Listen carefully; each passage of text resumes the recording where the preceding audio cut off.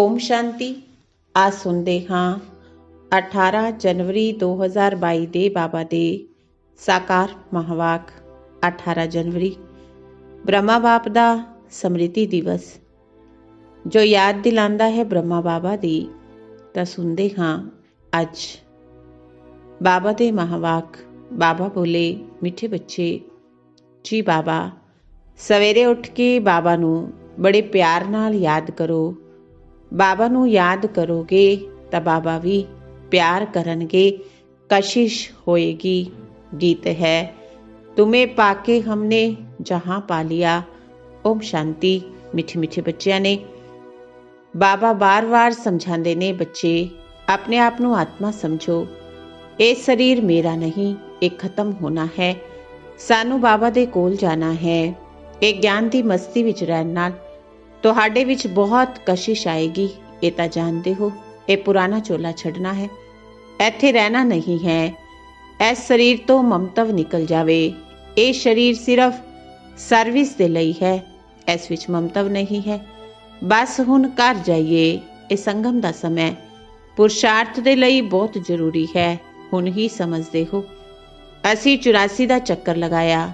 ਬਾਬਾ ਕਹਿੰਦੇ ਨੇ ਭਾਵੇਂ ਧੰਦਾ ਤੋਰੀ ਆਦਿ ਕਰੋ, ਗ੍ਰਸਤ ਵਿਵਹਾਰ ਵਿੱਚ ਰਹਿੰਦੇ ਬੁੱਧੀ ਵਿੱਚ ਯਾਦ ਰਹੇ ਇਹ ਸਭ ਖਤਮ ਹੋਣ ਵਾਲਾ ਹੈ। ਹੁਣ ਵਾਪਿਸ ਘਰ ਜਾਣਾ ਹੈ। ਬਾਪ ਵੀ ਸदैव ਘਰ ਵਿੱਚ ਰਹਿੰਦੇ ਨੇ ਨਾ। ਭਾਵੇਂ 8 ਘੰਟੇ ਧੰਦਾ ਤੋਰੀ ਆਦਿ ਵਿੱਚ ਲਗਾਓ, 8 ਘੰਟੇ ਆਰਾਮ ਕਰੋ। ਬਾਕੀ ਸਮੇਂ ਬੇਹੱਦ ਦੇ ਬਾਪ ਨਾਲ ਇਹ ਗੱਲਬਾਤ ਰੂਹ ਰਿਹਾਨ ਕਰੋ। ਬਾਪ ਦੀ ਸ਼੍ਰੀਮਤ ਹੈ ਮਿੱਠੇ ਬੱਚੇ, ਨਿਰੰਤਰ ਯਾਦ ਦੀ ਯਾਤਰਾ ਵਿੱਚ ਰਹੋ।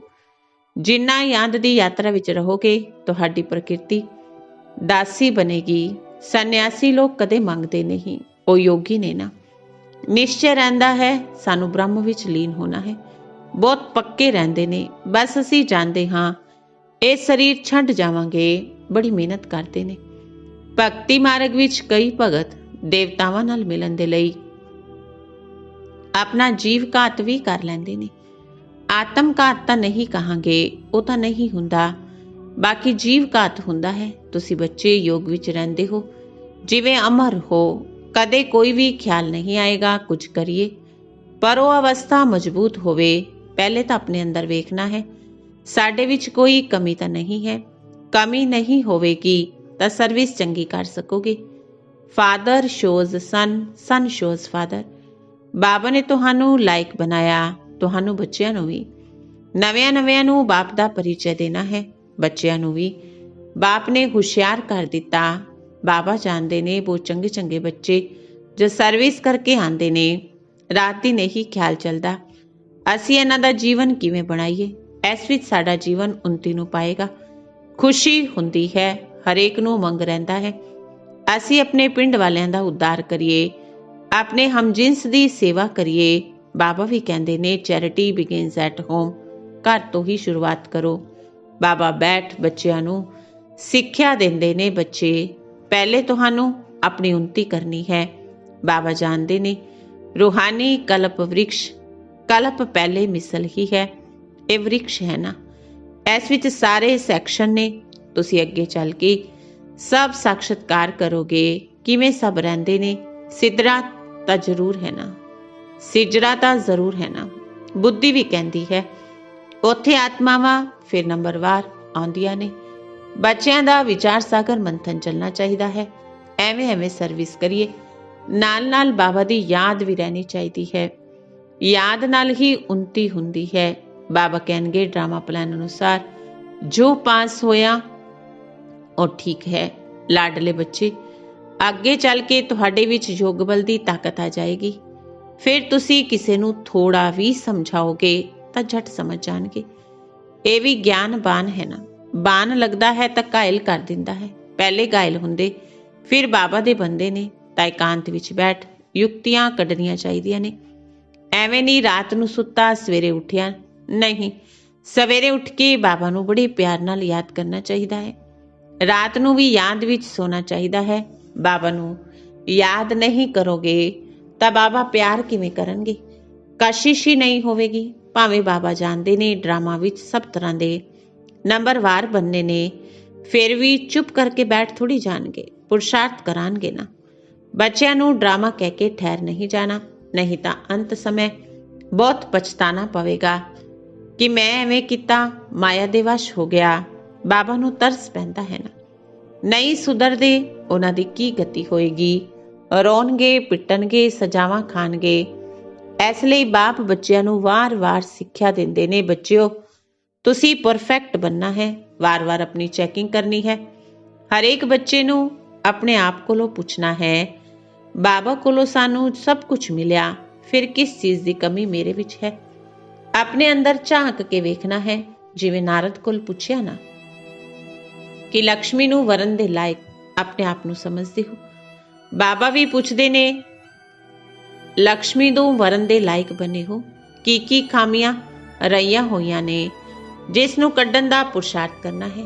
ਨਵੇਂ ਬੱਚਿਆਂ ਨੂੰ ਵੀ ਸਮਝਾਇਆ ਜਾਂਦਾ, ਦੱਸੋ ਤੁਹਾਡੇ ਵਿੱਚ ਕੋਈ ਕਮੀ ਤਾਂ ਨਹੀਂ, ਕਿਉਂਕਿ ਤੁਹਾਨੂੰ ਹੁਣ ਪਰਫੈਕਟ ਬਣਨਾ ਹੈ। ਬਾਪ ਆਂਦੇ ਨੇ ਪਰਫੈਕਟ ਬਣਾਉਣ। ਆਪਣੇ ਅੰਦਰ ਤੋਂ ਪੁੱਛੋ, ਅਸੀਂ ਇਸ ਲక్ష్ਮੀ ਨਾਰਾਇਣ ਵਰਗੇ ਪਰਫੈਕਟ ਬਣੇ ਹਾਂ?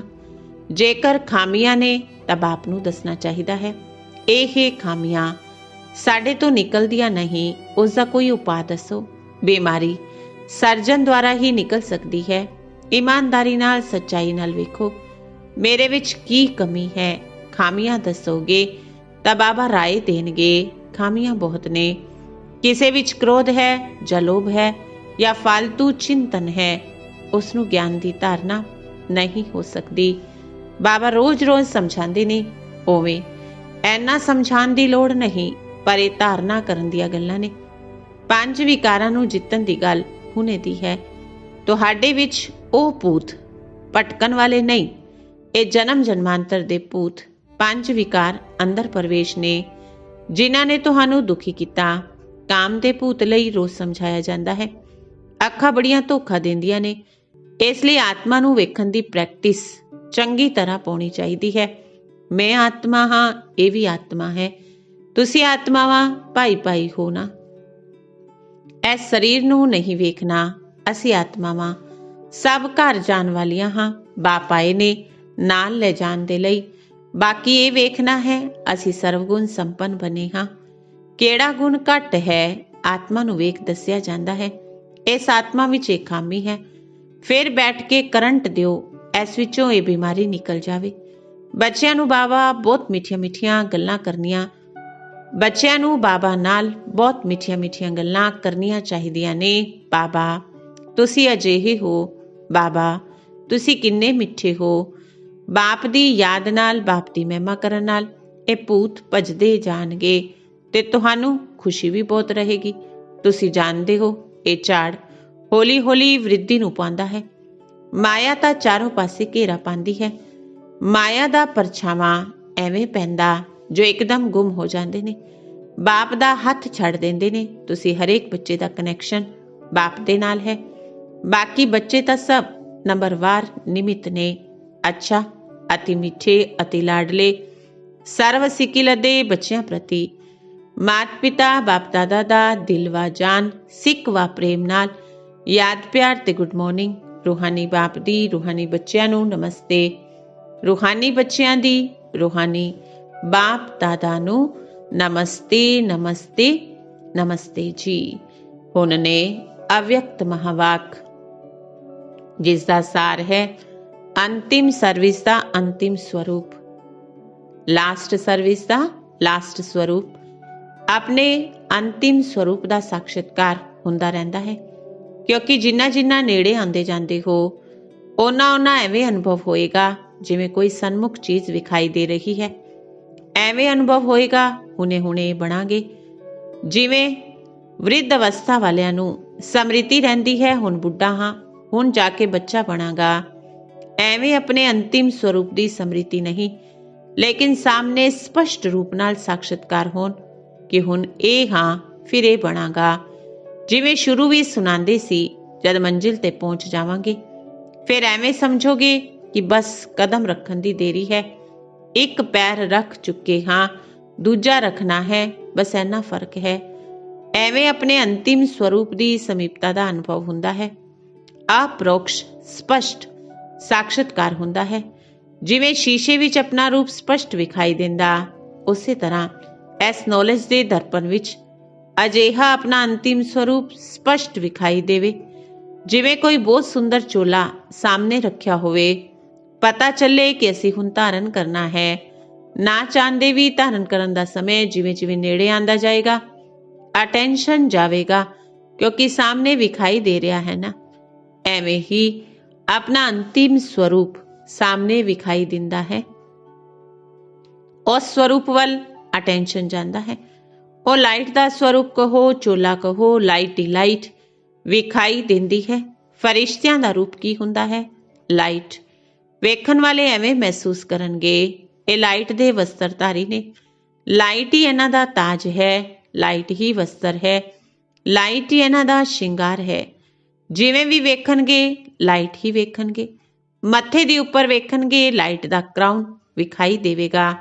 ਨੈਣਾ ਵਿੱਚ ਲਾਈਟ ਦੀਆਂ ਕਿਰਨਾਂ ਨਿਕਲਦੀਆਂ ਵਿਖਾਈ ਦੇਣਗੀਆਂ।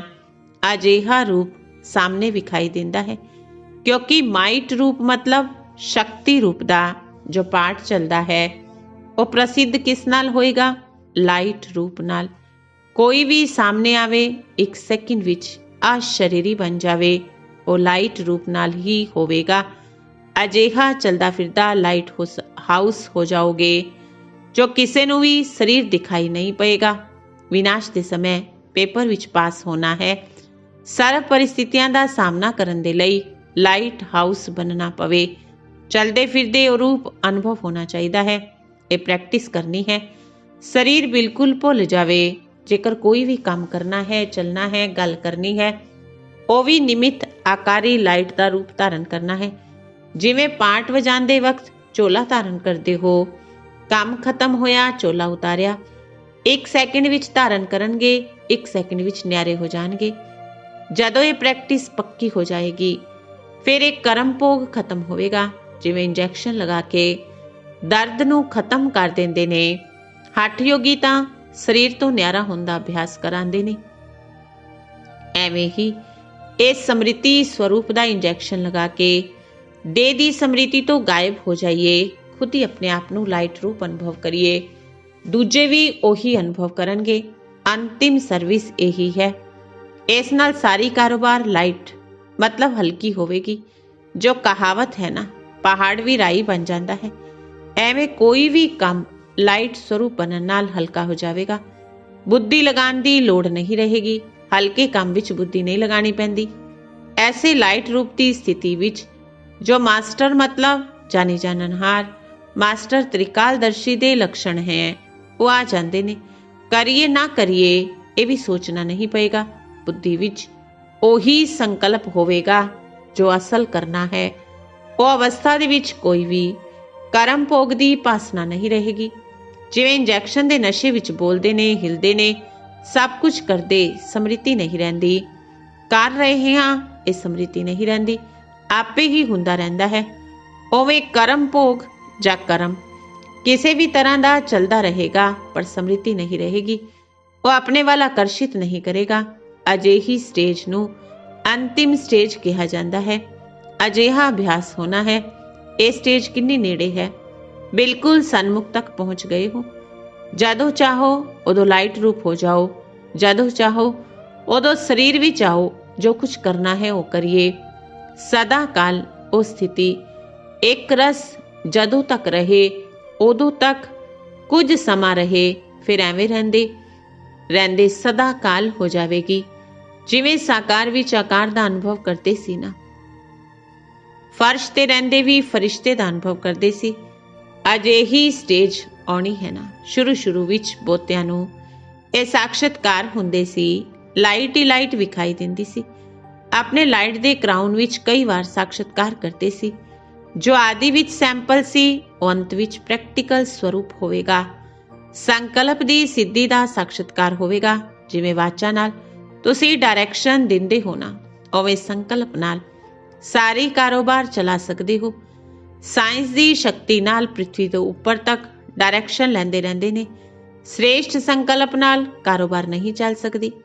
ਸਾਇੰਸ ਨੇ ਕਾਪੀ ਤਾਂ ਸਾਇਲੈਂਸ ਤੋਂ ਕੀਤੀ ਹੈ ਨਾ, ਤਾਂ ਐਗਜ਼ਾਮਪਲ ਦੇਣ ਅਰਥ ਪਹਿਲੇ ਤੋਂ ਹੀ ਸਪਸ਼ਟ ਰੂਪ ਵਿੱਚ ਤੁਹਾਡੇ ਸਾਹਮਣੇ ਹੈ। ਕਲਪ ਪਹਿਲੇ ਤੁਸੀਂ ਲੋਕਾਂ ਨੇ ਕੀਤਾ ਹੈ ਨਾ, ਫਿਰ ਬੋਲਣ ਦੀ ਲੋੜ ਨਹੀਂ। ਜਿਵੇਂ ਬੋਲਣ ਨਾਲ ਗੱਲ ਨੂੰ ਸਪਸ਼ਟ ਕਰਦੇ ਨੇ, ਐਵੇਂ ਸੰਕਲਪਾਂ ਨਾਲ ਸਾਰੀ ਕਾਰੋਬਾਰ ਚੱਲੇ। ਜਿੰਨਾ ਜਿੰਨਾ ਅਨੁਭਵ ਕਰਦੇ ਜਾਂਦੇ ਹੋ, ਇੱਕ ਦੂਜੇ ਦੇ ਨੇੜੇ ਆਉਂਦੇ ਜਾਂਦੇ ਹੋ, ਸੰਕਲਪ ਵੀ ਇੱਕ ਦੂਜੇ ਨਾਲ ਮਿਲਦੇ ਜਾਂਦੇ ਨੇ।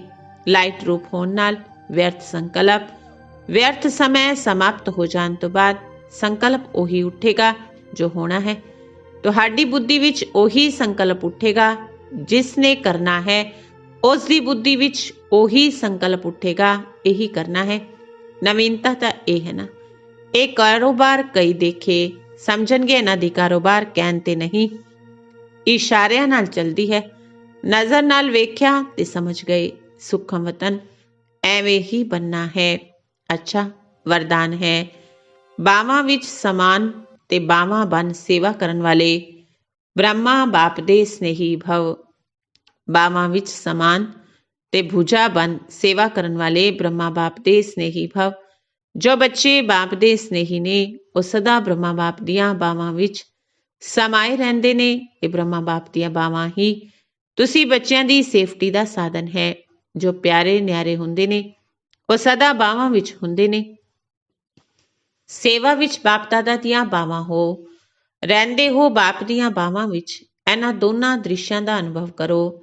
ਕਦੇ ਬਾਵਾਂ ਵਿੱਚ ਸਮਾ ਜਾਓ, ਕਦੇ ਬਾਵਾਂ ਬਣ ਕੇ ਸੇਵਾ ਕਰੋ। ਨਸ਼ਾ ਰਹੇ, ਅਸੀਂ ਭਗਵਾਨ ਦੇ ਰਾਈਟ ਹੈਂਡ ਹਾਂ। ਸਲੋਗਨ ਹੈ, ਸੰਤੁਸ਼ਟਤਾ ਤੇ ਪ੍ਰਸੰਨਤਾ ਦੀ ਵਿਸ਼ੇਸ਼ਤਾ ਹੀ ਉੜਦੀ ਕਲਾ ਦਾ ਅਨੁਭਵ ਕਰਾਉਂਦੀ ਹੈ। ਸੰਤੁਸ਼ਟਤਾ ਤੇ ਪ੍ਰਸੰਨਤਾ ਹੀ ਉੜਦੀ ਕਲਾ ਦਾ ਅਨੁਭਵ ਕਰਾਉਂਦੀ ਹੈ। ਲਵਲੀਨ ਸਥਿਤੀ ਦਾ ਅਨੁਭਵ ਕਰਨ ਲਈ ਪੁਰਸ਼ਾਰਥ। ਬਾਪ ਦਾ ਬੱਚਿਆਂ ਨਾਲ ਇੰਨਾ ਪਿਆਰ ਹੈ ਜੋ ਅੰਮ੍ਰਿਤ ਵੇਲੇ ਤੋਂ ਬੱਚਿਆਂ ਦੀ ਪਾਲਣਾ ਕਰਦੇ ਨੇ। ਦਿਨ ਦਾ ਆਰੰਭ ਕਿੰਨਾ ਸ੍ਰੇਸ਼ਟ ਹੁੰਦਾ ਹੈ। ਖੁਦ ਭਗਵਾਨ ਮਿਲਨ ਮਨਾਉਣ ਲਈ ਬੁਲਾਉਂਦੇ ਨੇ, ਰੂਹ ਰਿਹਾਨ ਕਰਦੇ ਨੇ, ਸ਼ਕਤੀਆਂ ਭਰਦੇ ਨੇ। ਬਾਪ ਦੀ ਮੁਹੱਬਤ ਦੇ ਗੀਤ ਤੁਹਾਨੂੰ ਉਠਾਉਂਦੇ ਨੇ, ਕਿੰਨਾ ਸਨੇਹ ਨਾਲ ਬੁਲਾਉਂਦੇ ਨੇ, ਉਠਾਉਂਦੇ ਨੇ। ਮਿੱਠੇ ਬੱਚੇ, ਪਿਆਰੇ ਬੱਚੋ, ਆਓ ਬੱਚੋ। ਇਹ ਪਿਆਰ ਦੀ ਪਾਲਣਾ ਦਾ ਪ੍ਰੈਕਟੀਕਲ ਸਵਰੂਪ ਸਹਿਜ ਯੋਗੀ ਜੀਵਨ ਦਾ ਅਨੁਭਵ ਹੈ। ਅੱਛਾ, ਓਮ ਸ਼ਾਂਤੀ।